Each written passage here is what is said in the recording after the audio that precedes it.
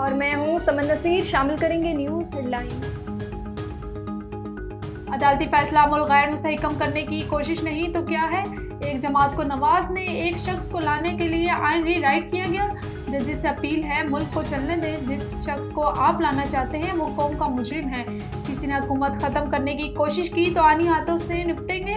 5 साल की मुद्दत पूरी करेंगे। एक जमात का काम फितना फैलाना, मौका मिलने पर इंतशार का खेल खेला गया।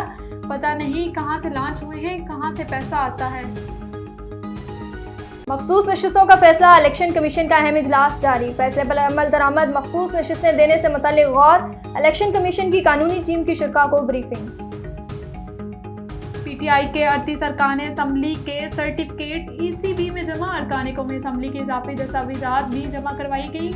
मुबीन आरिफ जट, रियाज फतेहाना, महबूब सुल्तान ने हल्फनामे नहीं दिए।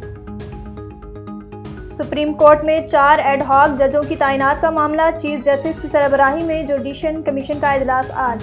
जस्टिस मजहर आलिम और जस्टिस तारिक मसूद रजामंद, जस्टिस मुशीर आलम और जस्टिस मकबूल बाकिर की माजरत।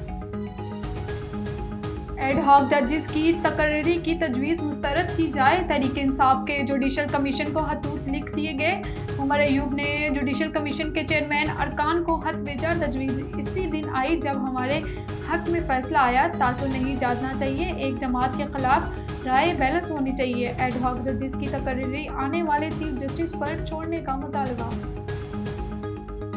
स्टूडियो से फिलवक्त इतना ही। मज़ीद खबरों और अपडेट्स के लिए देखते रहिए A1 TV। A1 TV, सब पे नजर, अंदर की खबर।